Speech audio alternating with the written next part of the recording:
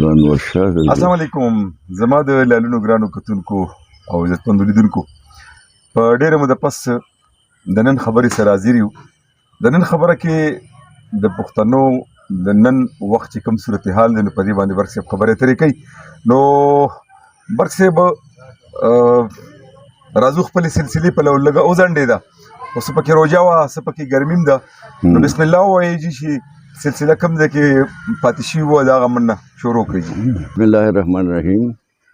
د ټولو نه اول خو د خپلو لیدونکو کتونکو ته ډېر ډېر سلامونه وایم د زړه د اخلاصه د مینې ډک.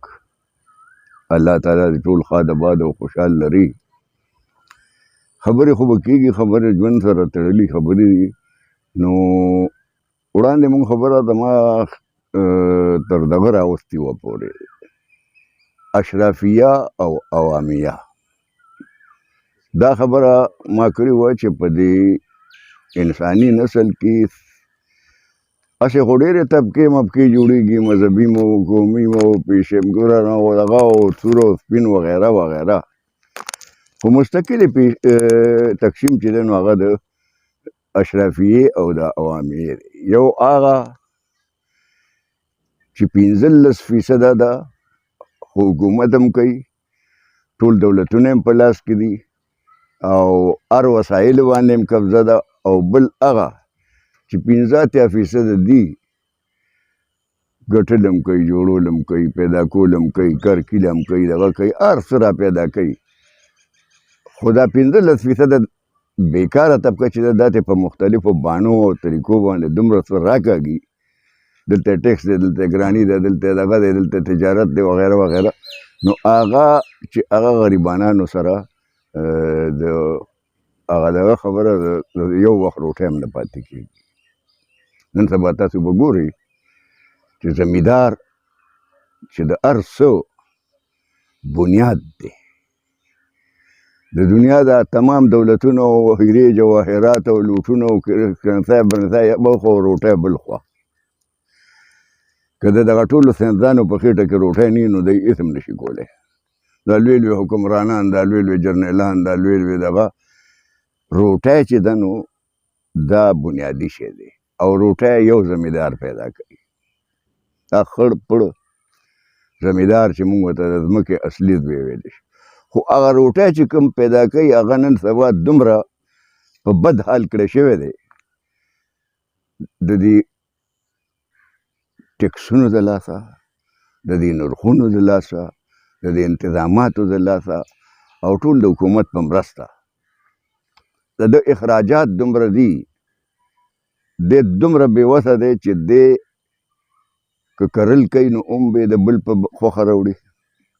تخم دی په خپله خوښه نشي راوړی، شوره په خپله خوښه نشي راوړی، دارو ټکټر دا ټول د ده په خوښه نه وي، نرخ به ورته هغه یې مقرروي. بیا چې دی څه پیدا کړي، خو دا خلکو ته غنم ښکاري که نه، هر چا ته دا غنم تقریبا په بیه پرېوتي دي، دی ترېشر دی او دی لو دی او دا دغه دی او دا دغه دی. نو دا زمیندار چې دی نو دا که تاسو ګورئ په دې ملک کې یو هوله دی چې خلک ځمکې خرڅوي او ښارونو ته دانګي. وجه ده چې د هغه په زمیندارۍ کې ګزاره نه کېږي. د دپاره خو هر سړی خپل نرخ مقررولی شي، خو دی هېچا دپاره خپل نرخ نشي مقررولی. نو د هغې نتیجه اوس دا ده، دا یو بل لعنت هم په دې ملک کې راوتی دی، خو الله دې ورته دغه کړي. الله څه کولی شي ځکه چې حکومت خلاصه ورسره ملګرتیا کوي. دا ځای په ځای چې دا ټاونشپ او دا کالونۍ او دا دغه جوړېږي، ځمکې رانیسي، تباه کوي، بلډینګونه پرې ودروي، باقي اوس بلډینګ چاله څه ورکوي. ځمکه چې همداسې ده خو څه به پیدا کړي، که واښه هم پیدا کړي نو دا یو څاروی خو به یې وخوري که نه، خو چې بلډینګ شو نو دا به څه شي.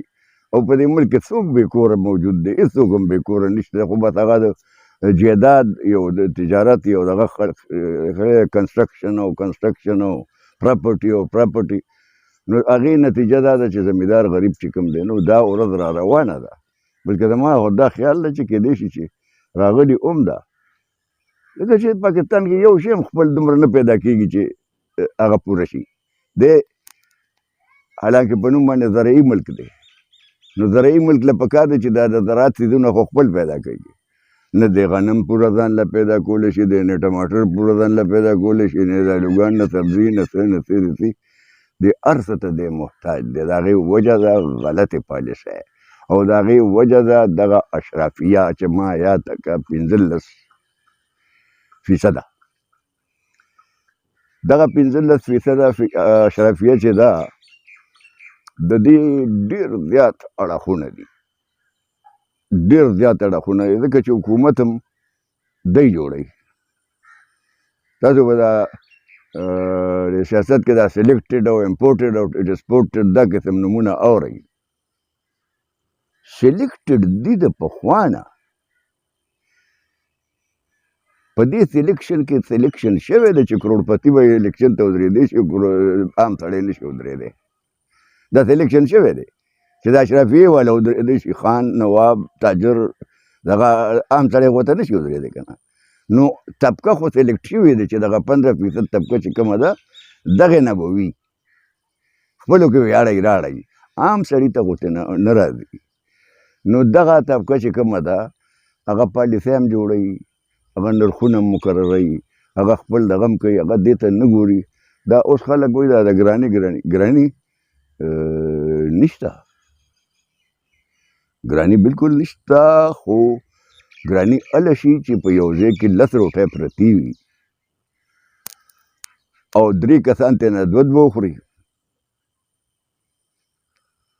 او باقي 7 کسان چې کوم دی ته 3 روټۍ پاتې شي 4. نتیجه به یې څه کېږي؟ دا چې کوم یو سړي ډېرې وخوړې نو دا لوږه همده پیدا کړه که نه. یو سړی کروڑپتی دی، د بینکونو اندازه نه لګي، دغه یو د بل چې کوم دی هغه په دیاړی باندې هم ګذران نه کېږي. نو دا اونچ نیچ دا دغه چې کوم دی دا په خپله ګراني پیدا کوي. کوم شی چې ډېر شي، اوس زما په خیال کې د ټولو نه ارزان شی چې دی هغه انسان دی په دې ملک.